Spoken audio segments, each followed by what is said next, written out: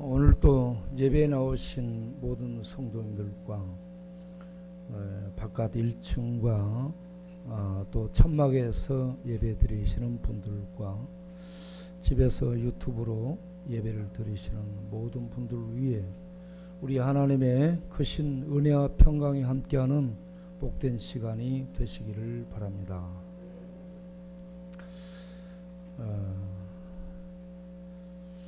오늘 말씀의 제목은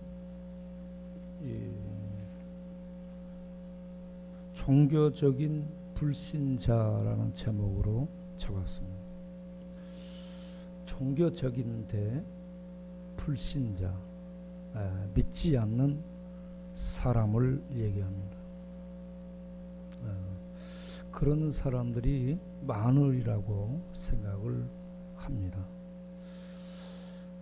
오늘 본문에 나온 그 주인공 유다의 왕이 그런 사람이죠. 아주 종교적인 분위기 속에 있습니다. 율법을 듣고 제사를 드리고 그리고 이런저런 말씀에 대한 가르침을 받는 아주 종교적인 분위기 속에 있습니다. 그런데 믿음이 없습니다. 하나님에 대한 믿음이 없는 사람. 그래서 자기 멋대로 생각을 하고 판단을 하고 선택을 하고 결정을 해서 결국은 그 나라가 패망으로 가도록 죄에 죄를 더하는 그런 사람으로 나오고 있습니다.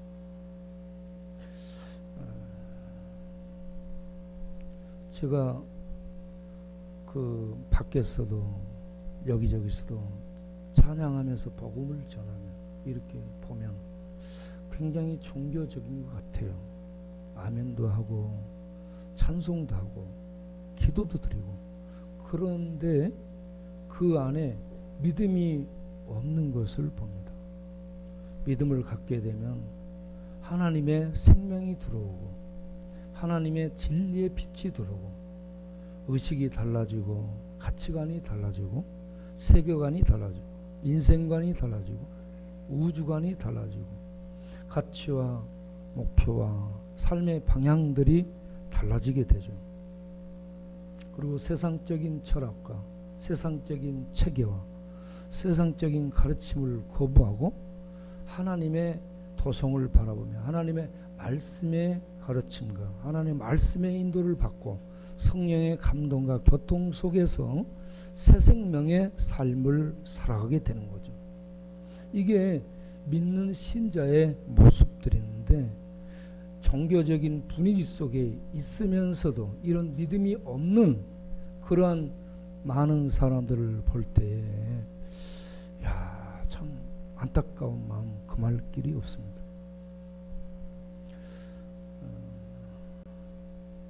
그러한 사람들이 참 믿음을 가지고 믿음으로 화합하고 믿음으로 주 앞에 나와서 말씀을 먹고 말씀 앞에 순종하고 말씀을 하늘의 양식으로 먹어야 됩니다. 이 땅에 있는 밥 정도로 생각하면 안 돼요.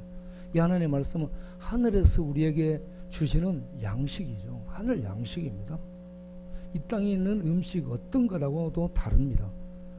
아무리 고급스러운 소고기, 아무리 좋은 식당의 음식이라 할지라도 이 말씀은 하늘의 양식이기 때문에 생명을 주고 눈을 떠지게 하고 우리에게 빛이 보이게 만들고 우리의 영혼이 힘을 얻게 만들고 어떻게 살아야 될 것인가를 스스로 판단해서 정해가지고 하나님의 원리를 따라 살아갈 수 있도록 역사하고 또 지도하고 감독하고 인도하기 때문에 이 말씀을 먹고 그 말씀을 양식 삼아 살아가게 되면 사람이 점점 달라지게 되어 있습니다. 믿음으로 사는 자는 달라집니다. 그런데 종교적 분위기, 예배 드리는 분위기, 말씀 듣는 분위기, 찬양하고 기도하는 분위기, 그 분위기 속에 있으면서도 믿음으로 화합하지 못하고 믿음으로 자기를 세워가지 못하는 이런 모습을 볼 때 참 안타깝습니다. 오늘 본문에 나온 유다의 왕이 기원전 705년경 이 히스기야 왕인데, 히스기야 왕이 이 아수르의 라마 정책을 막기 위해서 주변 이 나라들과 동맹해 가지고 아수르에 버금가는 강대국인 애굽, 마병과 군병, 이 군사력이 강한 애굽을 의지하게 되는 그러한 결단을 스스로 선택하고 하나님께 묻지 않고 자기네들이 의논해서 결정해 가지고 왕의 사절단을 애굽에 국구성이 있는 곳, 그리고 하네스라는 이러한 이 수도로 보내서 맹약을 맺게 하는, 애굽에 도움을 요청하는 이러한 잘못을 범하고 있는 것을 지적하고 있습니다. 그들이 종교적인 분위기 속에 있어요. 그런데 하나님의 말씀을 듣지 않습니다. 하나님께 묻지도 않습니다. 그리고 하나님이 보낸 선지자, 선견자의 말씀을 듣지 않습니다. 하나님을 믿는 것은 하나님의 존재를 믿는 것이요, 하나님이 보내신 선지자, 선견자들의 입을 통해 전해주는, 그 백성에 전해지는 말씀을 듣고 믿는 것이죠. 그런데 그걸 믿지 않고 받아들이지 않고 묻지도 않고 기도도 하지 않고 자기네들이 의논해 가지고, 야, 지금 아수리에 버금가는 나라가 어디지? 애굽이지. 애굽에 군병이 얼마나 많고 마병이 얼마나 많아, 말들이 또 얼마나 많아. 그래 애굽을 의지할 수밖에 없지. 그래서 그러면 우리가 사절단을 보내서 애굽에 도움을 요청하도록 하자. 그래서 이 위기를 우리들이 어떻게 막아보자. 그렇게 결정을 하죠.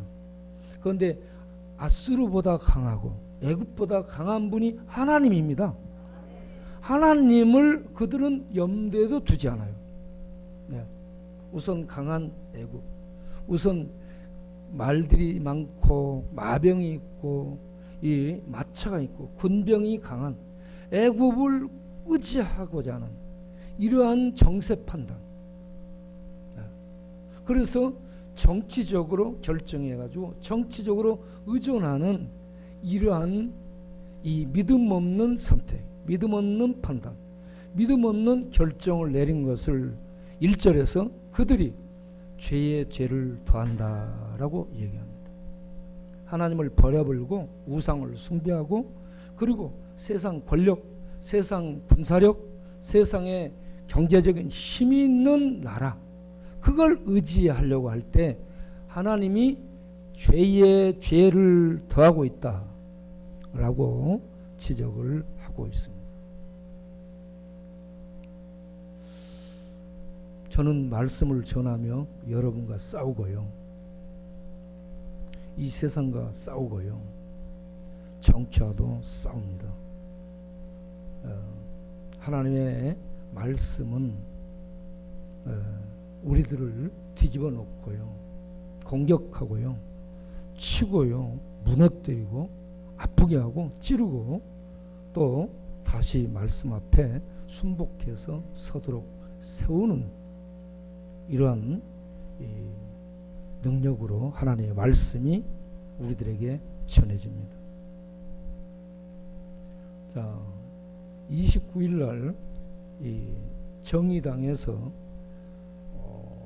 차별금지법에 대한 발의를 했습니다. 내가 좀 보여줄게요.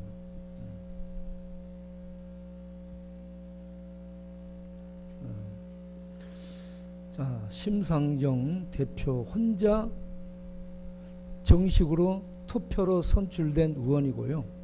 그 주변에 있는 10사람, 그러니까 심상정 빼고 9명 전부 비례대표로 당선된 사람들입니다. 그런데 이들을 모아서 모두를 위한 차별금지법을 발의를 했죠. 10명이 돼야 됩니다. 의원 10명이 발의를 해야 이게 이 정식으로 이 안건이 되게 되는 거죠. 그런데 이 내용이 뭔가 보여주세요. 장혜영 의원이 이번에 발의한 법이 차별금지 유형으로 성별, 장애, 나이, 성적 지향, 성별 정체성 등 23개 항목으로 됐습니다. 여기에 성적 지향, 성별 정체성 이런 것을 넣고 있습니다. 이걸 넣으려고 지금 하고 있습니다. 그리고 심상정 대표가 그때 질의응답에서 차별금지법은 종교와 설교의 자유를 탄압한 것이 아니다. 문제가 없는 것이다 라고 얘기했습니다. 그런데 문제가 있죠. 뭐냐면 설교해라 이거예요. 그런데 동성애 이거 죄다 지적하는 것을 이게 이제 제동을 걸고 들어오겠다는 거죠. 일반적인 설교를 미국도요 다 허락해요. 예, 동성애 통과된 나라에서 설교 다 하고 있습니다. 설교 막는 게 아니죠. 그런데 죄로 지적하는 것을 막겠다는 얘기죠.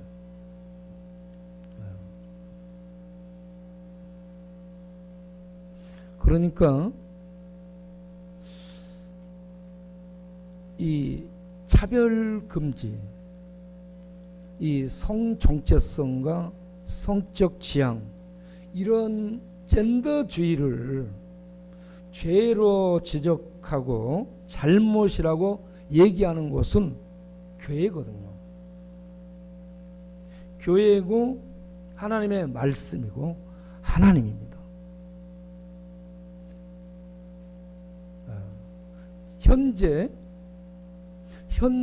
현행 법으로도요 우리가 이 어떤 성에 대한 차별을 하지 않습니다. 현행 법으로도 우리가 동성애나 젠더주의자들 우리들이 뭐 그들에 대해서 이렇게 차별을 하고 있습니까? 아니죠. 단지 무신론 또 이런저런 동성애자 또 이교돌 이런 사람들에 대해서 당신들 그렇게 하면 예수와 상관없기 때문에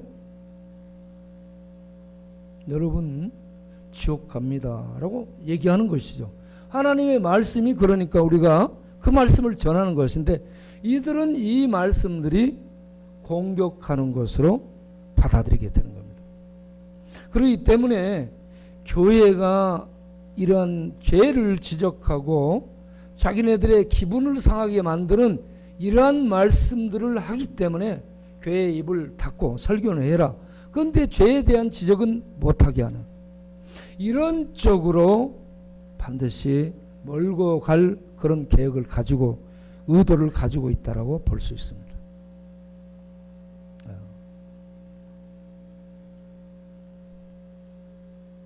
이제 이 법안을 발의해 가지고 민주당 그리고 통합당에도 당신들 당론으로 정해서 문재인 대통령이 대선 공약 때 차별금지법을 없애겠다라고 공약한 그 공약을 따라 여러분 당론으로 정해서 이 차별금지법을 통과할 수 있도록 힘을 실어주기 바랍니다 라고 요청을 했습니다. 그래서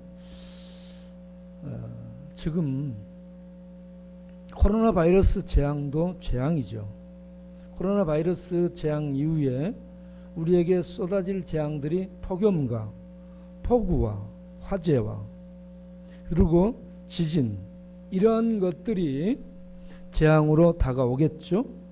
그런데 제가 볼 때 인간이 제일 큰 재앙이고 사람들이 만드는 법들이 재앙으로 우리를 구속하게 되리라고 생각합니다.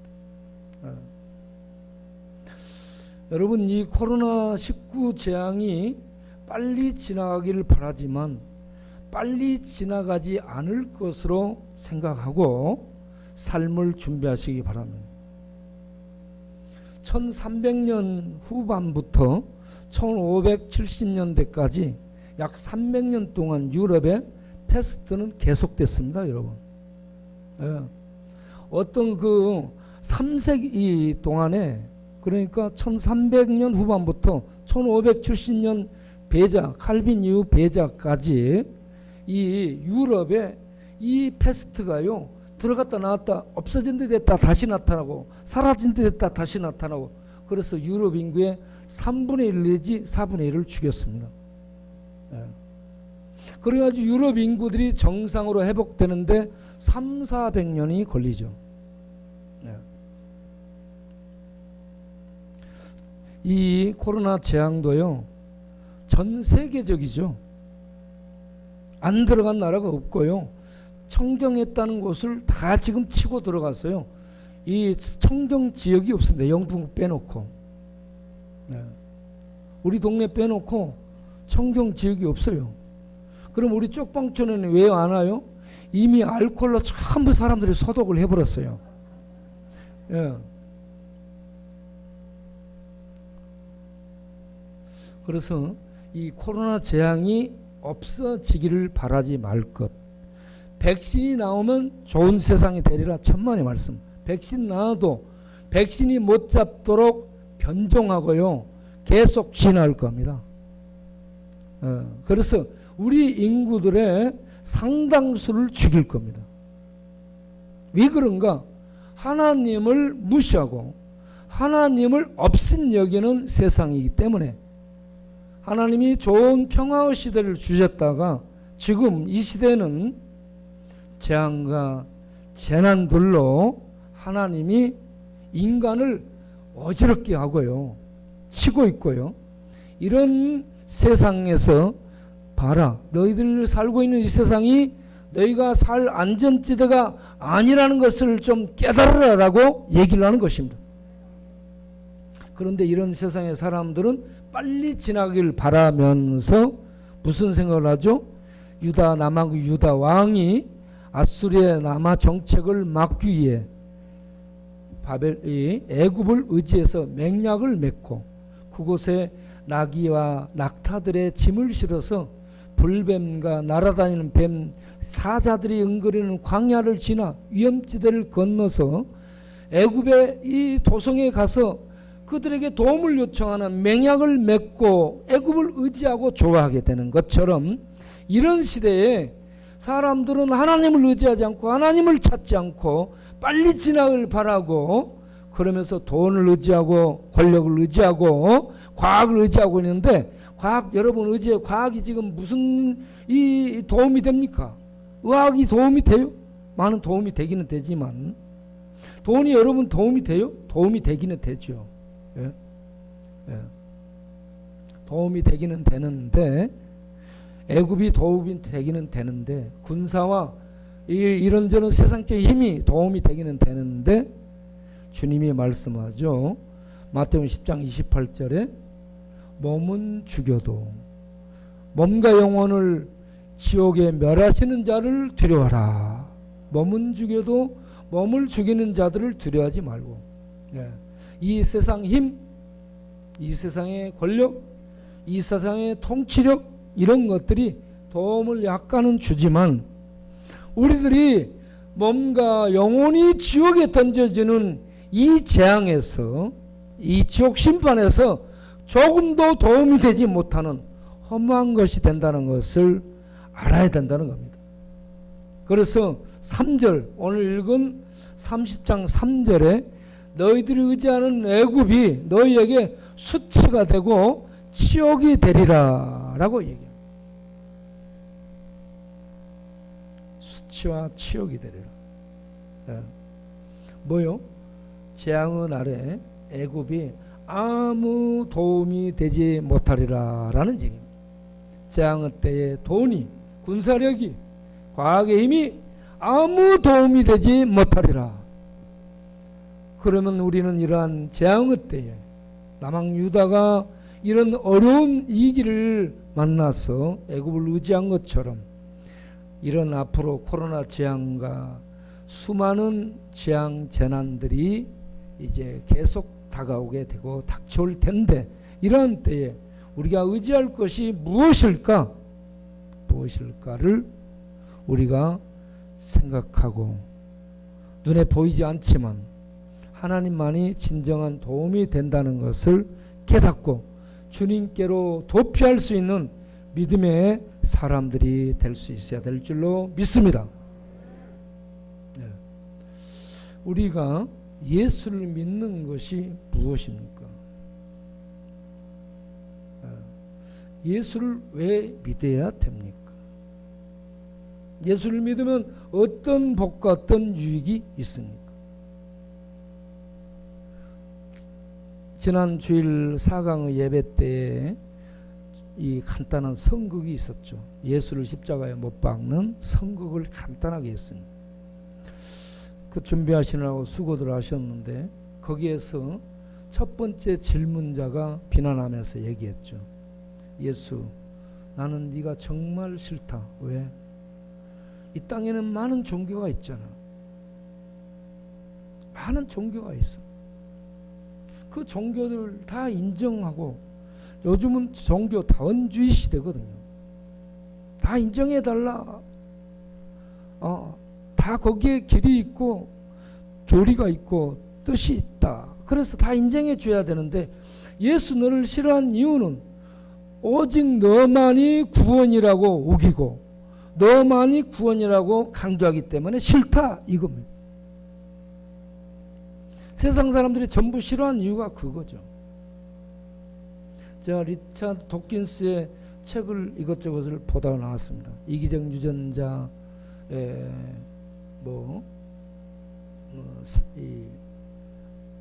이 사단의 사도, 진화론의 실상들, 이런저런 책들을 이렇게 써서 아주 인기리에 팔려 나가는 그런 책들이,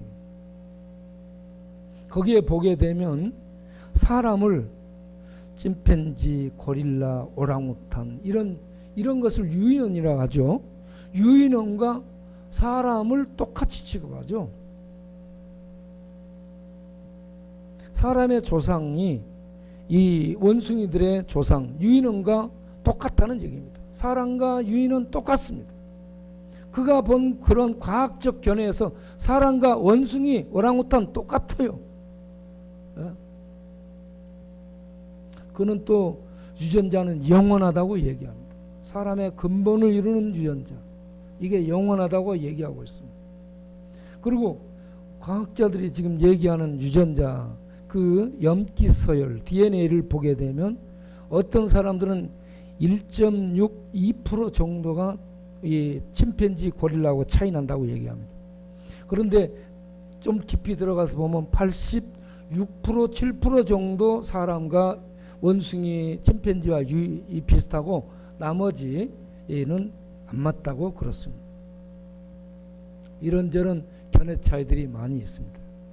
비슷한데 들어가 보면 다릅니다. 염기 서열도 다르고요. 염기 그 근본도 다릅니다.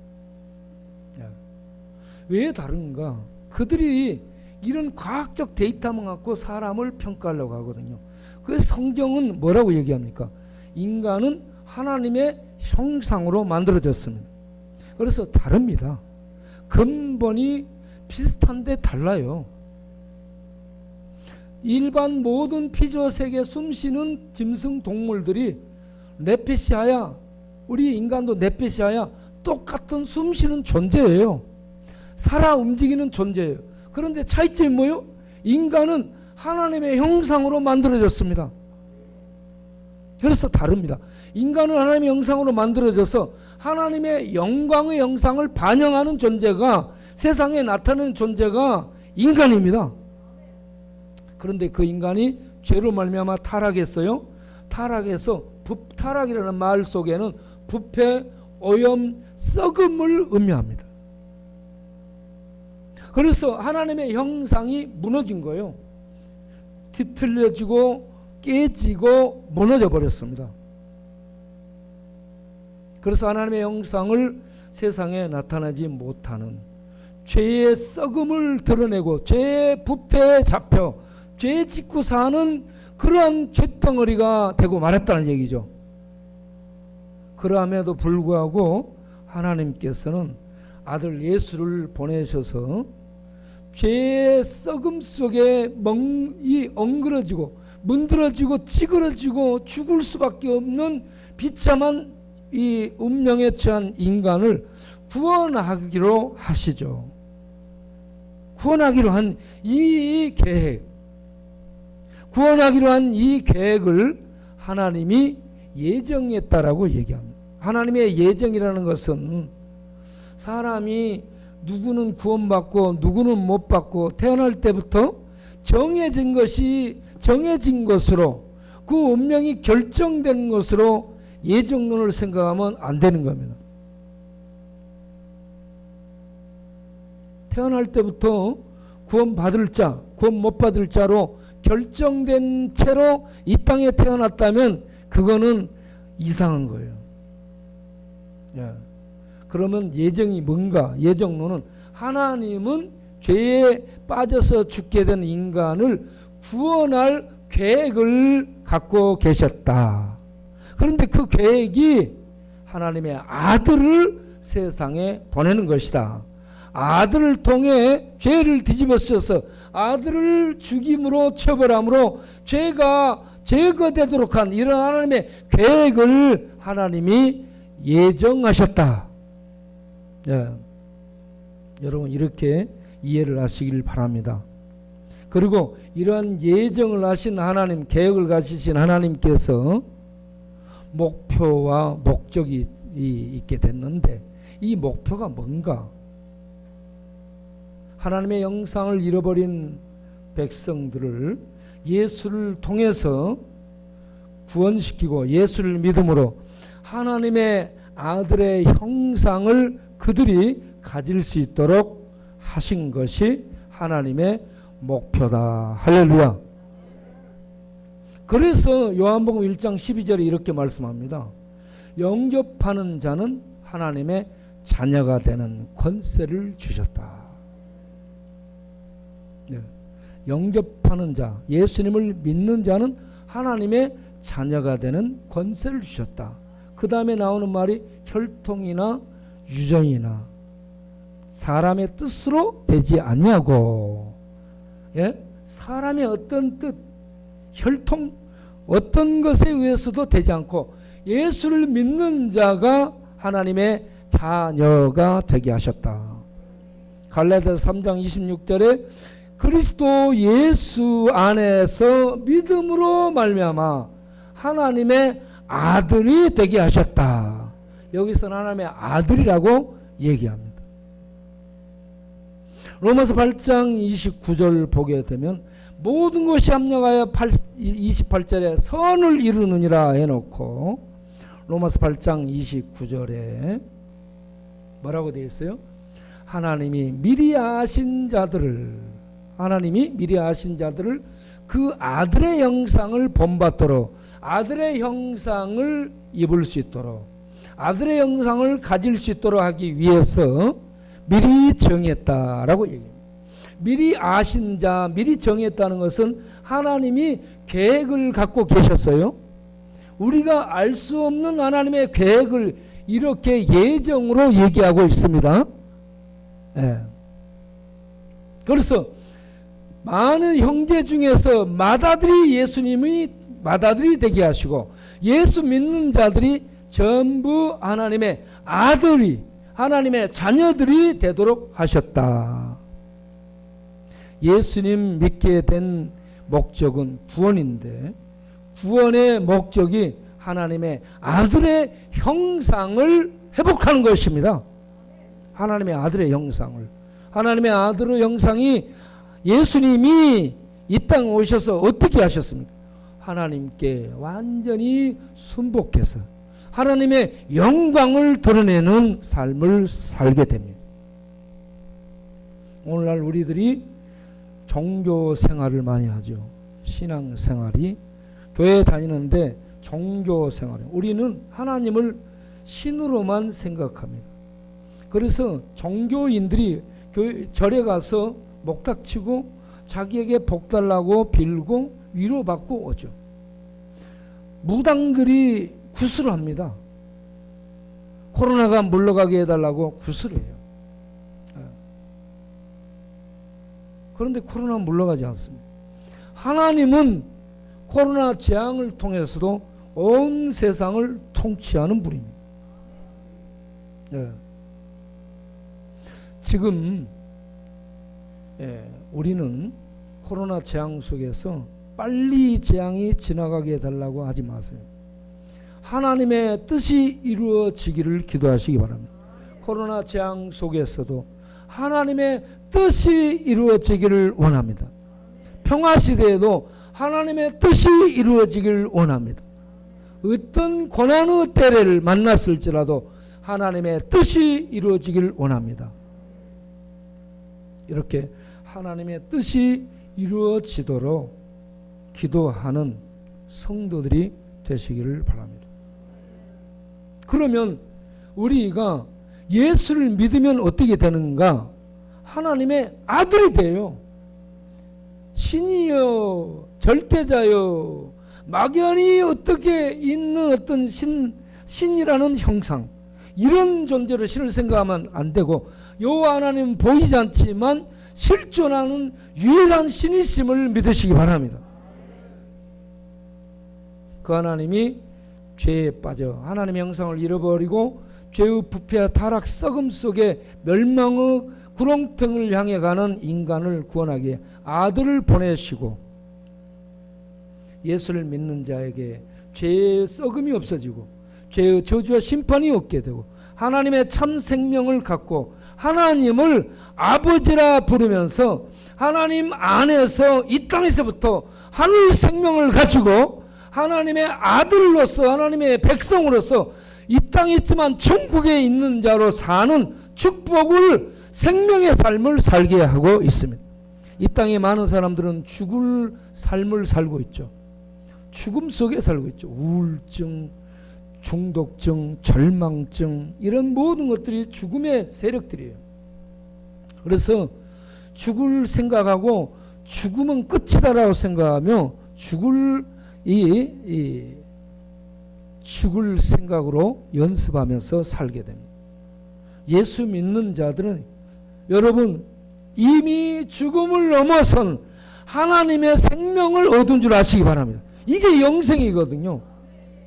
하나님의 생명은 죽지 않습니다. 여러분, 썩지 않아요.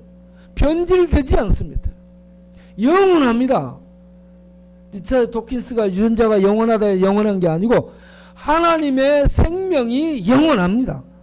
그 생명이 예수를 통해 우리 안에 주어지게 되죠. 그럼 하나님의 형상이 회복되게 되고, 그래서 하나님의 생명을 가진, 하나님의 형상을 가진 우리가 신앙생활을 하면서 하나님의 형상을 우리 안에 이루어가고 하나님의 형상을 계속 이루어가는 그런 삶이 신앙생활이죠.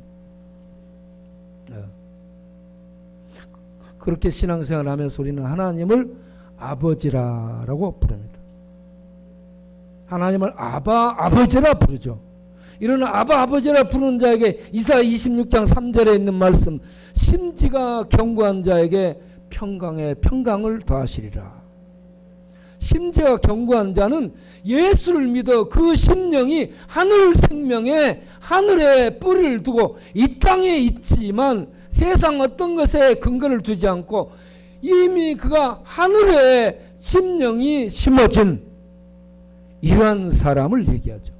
이 땅의 어떤 것들로 좀 더 좋은 평화로운 분위기 속에서 평화를 맛보고 누리고 사는 것이 아니라 하늘에 들어가 있는 자요, 하늘의 생명과 하늘의 생수를 먹고 하늘의 구원의 안식과 평강을 이 땅에서 누리고 사는 외적인 어떤 환경에 의해서 못하는 것이 아니고 이미 그 심령이 하늘에 들어가 있기 때문에 하늘 생명의 평강을 먹고 마시고 누리고, 외적 상황이 어떻든 코로나가 오든 기근 재앙이 오든 죽음이 오든 그런 것에 연연하지 아니한, 깨지지 않는 하늘 생명의 평강을 가지고 살고 있는, 그러다가 그 세계에 들어가는 자를 심지가 견고한 자, 곧 믿음으로 심겨진 자라고 말할 수 있습니다.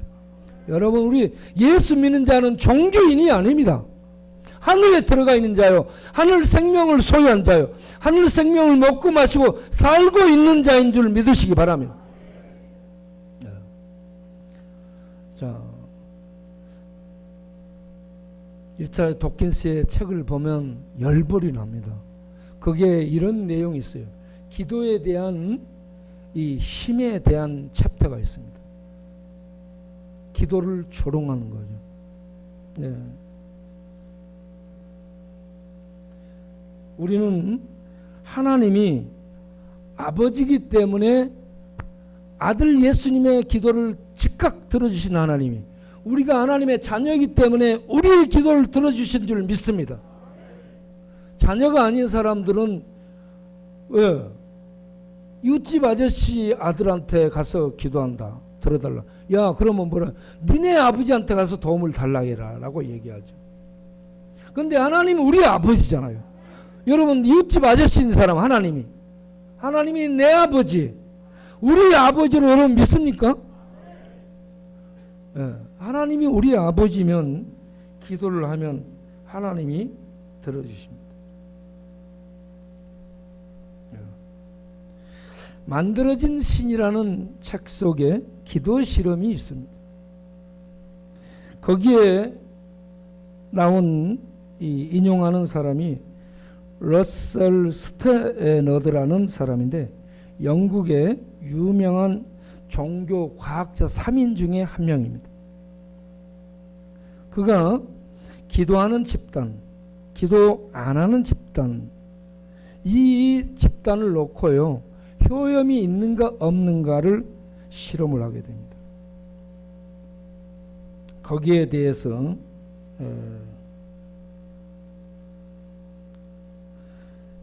보스턴에 있는 허버트 벤슨이라는 의사의 지휘로 병원 6곳에서요 1802명을 무작위로 착출해요. 심장동맥 우회수를 받은 사람을 1802명을 확보를 해가지고 기도하는 집단, 그러니까 기도를 받는 집단이에요. 그 병원에 있는 그들은 기도를 하거나 그렇지도 않아요. 그들을 향해 기도해 주는 이 집단, 그리고 기도를 안 해주는 집단. 예. 그리고 세 번째는 기도를 알려줘. 당신들을 위해서 기도합니다. 그리고 기도에 대해서 알려준 집단. 이렇게 세 집단으로 나눠가지고 실험을 하죠. 그런데 거기에 대해서 기도를 요청한 사람은 그 지역 교회가 아니고 미네소타주, 미즈리주, 매사추세츠주 이렇게 해서 여러 멀리 떨어진 교회들의 그 기도를 부탁을 했습니다. 그렇게 해서 일정 기간 기도한 다음에 기도 제목, 기도 내용까지도 심어줘요. 그렇게 해서 기도 내용까지 심어 일정 기간 지난 다음에 데이터를 본 결과 기도가 아무 효험이 없었다라고 결론을 내렸습니다. 그런데 어떤 사람들에게서 합병증 증세가 나타났다라고 얘기합니다. 합병증 증세가 나타난 사람은 자기가 기도를 받은지 몰랐는데 자기를 위해 기도를 했다라는 얘기를 듣고 합병증 생긴 거예요. 왜? 자기는 안 나왔는데 기도해 줬다니까 심리적 불안이 온 거예요. 그러면 여기에서 여러분 뭐가 문제일 것 같습니까? 기도를 이렇게 해주는 어떤 A그룹에 기도를 해줬어요. 그런데 이 A그룹 기도를 해준 이들이 아무런 도움이 효력이 나타나지 않았어요. 그러면 이 무슨 문제가 있어요? 본인들에게, 그 사람들, 환자들에게 믿음이 있는지 없는지는 체크를 안 한 겁니다.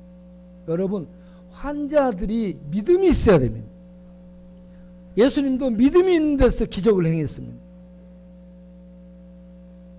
단지 이들은 과학적으로 기도의 효용을 테스트해 보기 위해서 이 사람들에게 알리지도 않고 기도를 해주는 집단을 만드는 거예요. 그래가지고 기도를 해줬어요.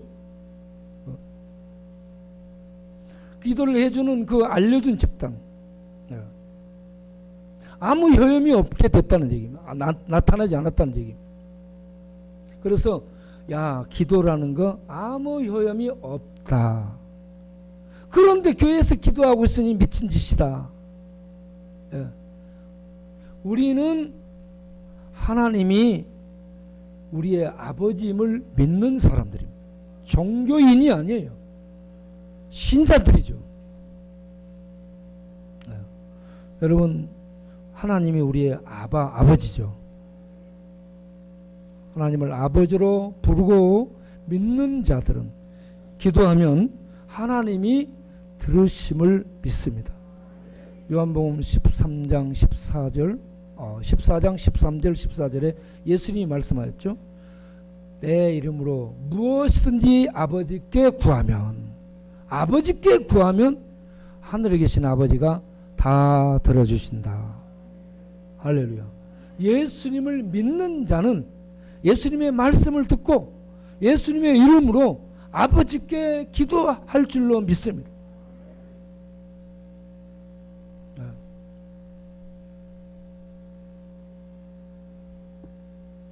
성차별. 누가 성차별을 해요? 지네들이 잘못한 것에 대해서 교회에서 하나님의 말씀으로 잘못이야라고 지적하는 거죠. 하나님의 말씀으로 지적하는 걸 듣기 싫다 이거죠.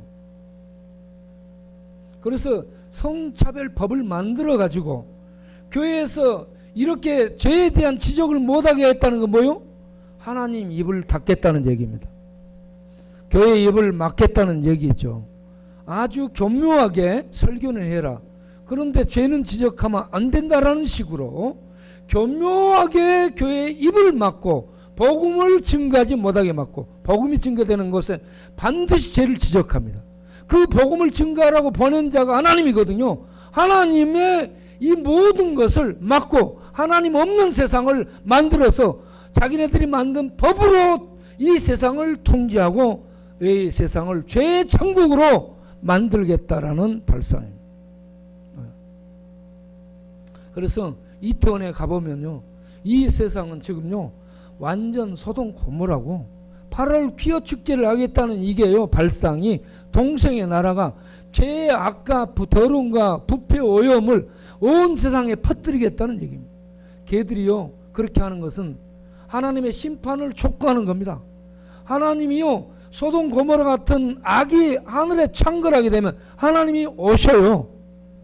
그들의 이러한 행동들은 하나님의 심판을 재촉하는 결과죠. 하나님이 없으면 몰라. 지네들이 법을 만들어서 하나님 없는 세상을 만들어서 하나님이 통치하지 않고 하나님이 없어지면 좋겠지만 하나님은 없어지지 않습니다. 그래서 여러분, 법을 만들어서 법으로 통치하겠다, 차별을 없애겠다, 좋은 단어를 써가지고 이 교회의 입을 막으려 하는 세상. 그러면서 뒷골목에서는 수많은 악을 행하고 있는 소돔 고모라를 만들고 있는 죄된 세상. 이런 세상에서 종교 다원주의가 판을 치고 있기 때문에 사람들이 그냥 이것도 좋고 저것도 좋고 그러면서 종교적인데 믿음이 없는 불신자로 살고 있는 이 세상에서 우리는 고독하고 외로운 싸움을 하는 게 예수만이 유일한 구원자라는 이 외침을 포기할 수 없다라는 말씀입니다. 왜 그렇습니까? 하나님의 형상을 잃어버린 우리에게 하나님의 아들을, 하나님의 형상 자체인 아들이 오셔서 우리 죄의 저주를 다 뒤집쓰고 죄의 죽음 속에 들어가 죄와 죽음을 없애고 부활하셔 하나님의 우편에 오르시고, 이제 예수 그리스도를 믿는 자들은 죄 없애주고 하나님의 아들의 형상을 잊게 돼서 이 땅에 있을지라도 하나님의 형상을 회복한 자로 하나님의 세계를 바라보며 살아가는 신자로 삼게 되었으니 이 세상은 이 내용을 받아들이지 않는 이 세상은 이 진리의 말씀과 싸울 거고 우리는 이걸 받아들이지 않는 이 세상에 예수 하나님의 아들만이 유일하게 하나님의 형상으로 우리를 회복시키는 유일한 구원됨을 세상에 증거하는 이 세력의 충돌, 이 진리의 싸움이 주님이 오시는 그날까지 계속되는 전쟁터라는 것. 싸움을 포기하지 마세요. 물러서지 마시고 어차피 죽어요. 이리 죽으나 저리 죽으나 싸움하다 죽나 가만 뒷전에 물러나 있다가 죽나 똑같습니다. 예. 이판사판 갈판인데 복음 전하다가 하나님의 싸움 싸우다가 가야죠. 죽는다고 죽는 게 아니고 영원한 생명의 영광 속에 들어가는 거죠. 우리는 그 생명을 갖고 소유하고 살고 있다가 종교인이 아니에요. 생명을 갖고 살고 있는 하나님의 아들들입니다. 그렇게 있다가 우리 주님이 간 뒤를 따라서 우리 주님의 세계 나라로 우리가 들어가는 거예요. 죽음을 통해. 그렇기 때문에 죽음이 전혀 우리를 해치지 못합니다. 죽음을 넘어선 생명 안에 있는 우리가 이 코로나 재앙이 무서워서 가만히 있으면 되겠어요? 어떤 기근 재앙 어떤 폭염이 온다. 세상에 난리 법석을 친다. 그런 거 전혀 무서워하지 말고 오직 몸과 영혼을 영원히 지옥에 멸하는 심판자 하나님을 두려워하고 우리 기도하면서 기도에 응답하시는 하나님, 살아계신 하나님이심을 믿는 믿음으로 살아갈 수 있기를 바랍니다. 그래서 하나님이 어떤 분이냐? 시편 103편 19절에 뭐라고 했어요? 하나님은 그 하늘에 보좌를 두고 하나님은 하늘에 보좌를 두고 그의 절대 통치권, 왕권입니다. 하늘에 보좌를 뒀다는 것은 뭔 말이에요? 이 세상 나라들처럼 조금 보좌 있다가 뭐는 바꿔지고 없어지고 이런 것이 아니라는 얘기예요. 영원하다는 얘기입니다. 초월입니다. 초월. 하늘에 보좌를 둔 하나님의 왕권은 초월이에요. 아무도 손 못 댑니다. 넘볼 수도 없는 초월의 보좌입니다. 불의 보좌예요. 영원한 불의 보좌. 초월의 보좌에 계신 하나님이 절대 왕권으로 만유가 뭐요? 하늘만입니까? 땅만입니까? 지하세계, 죽음의 세계, 음부의 세계, 이 모든 세계를 통치하는 통치자입니다. 이 하나님을 우리가 믿습니다. 자, 그래서 이 하나님이 시편 146편 3절에 뭐라고 얘기하냐? 인생을 의지하지 말라라고 얘기합니다.